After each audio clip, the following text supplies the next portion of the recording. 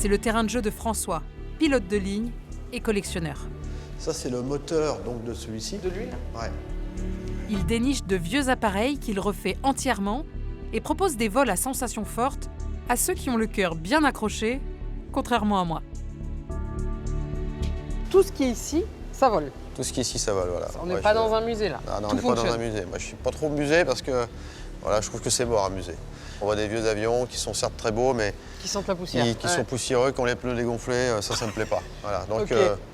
moi, ici, ça vole. Ou ça va voler, en tout cas. Parce Oui, que, c'est ça, où ça finira par voler. C'est des avions qui sont d'époque, c'est pas des répliques ou des... Ah non, c'est des avions d'époque, qui ont une histoire. Celui-là, par exemple. Voilà, ça, c'est un avion américain, c'est un T-28, qui servait à former les pilotes de l'US Navy. Donc, les pilotes qui étaient sur porte-avions. D'accord. Voilà, ça a des performances qui sont intéressantes. Ça monte à presque 600 à l'heure, quoi. Voilà. Et c'est des années 50. Ok. Bon, allons voir cet avion-là. Alors ça, c'est un avion qui est assez récent. Il est de Bah oui. 1986. D'accord. C'est l'équivalent de l'Alpha Jet qu'utilise la patrouille de France. Tu vois. Alors ça, la vitesse maxi là-dessus, c'est 900 km/h. Mais là, tu prends des G, là, non?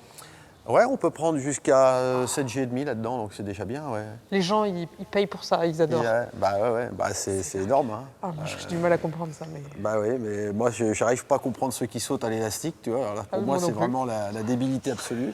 Mais donc, tu leur fais de la voltige aussi? Tu Ah, on leur fait de fais voltige. les Ah, loopings et tout le parce que bazar. c'est ça qui est bon. Hein, parce que là, quand tu pars en boucle, là, tu montes à la verticale, ça n'en finit pas parce que ça, voilà, c'est une énergie. Quoi. C'est extraordinaire. Tu as l'impression de partir sur la Lune là-dedans. Oh, mazette, non. Non, non, non. Moi, je ne m'en lasse pas. J'ai la chance d'avoir ces avions-là. Voilà, c'est comme le collectionneur qui a des belles bagnoles dans son garage, qui allume la lumière, qui les regarde pendant 10 minutes et puis qui va se coucher. Il se dit, elles sont là. Ah, c'est les miennes. C'est les miennes. Je suis fière. Bon, celui-ci est magnifique. Ah, il est très très beau. C'est aussi un avion de guerre, ça? Il a une tête de criquet, un peu. Non, alors c'est vrai que t'as pas tort, parce qu'il a... Le criquet a un corps Oui. ovoïde. C'est ça. Et là, c'est le cas. Ouais. Voilà. Alors ça, c'est un Lockheed T-33. Alors ces avions-là sont les premiers avions à réaction de chasse. Tu vois. Donc c'est sorti à la fin de la Deuxième Guerre mondiale.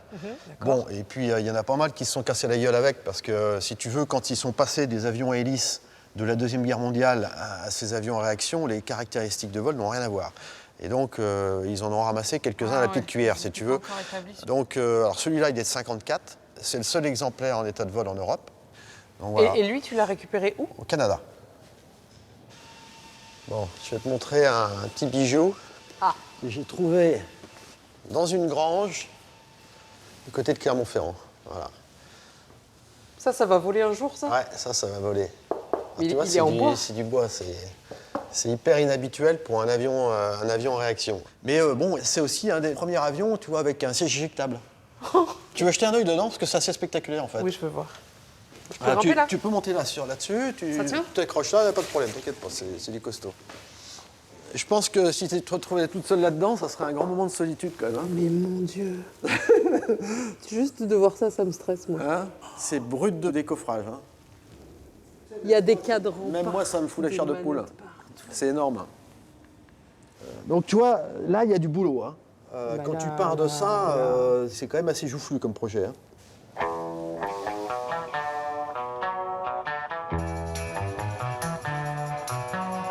Dans l'atelier, 2 avions sont en cours de restauration. François et sa jeune équipe vont y passer un temps fou.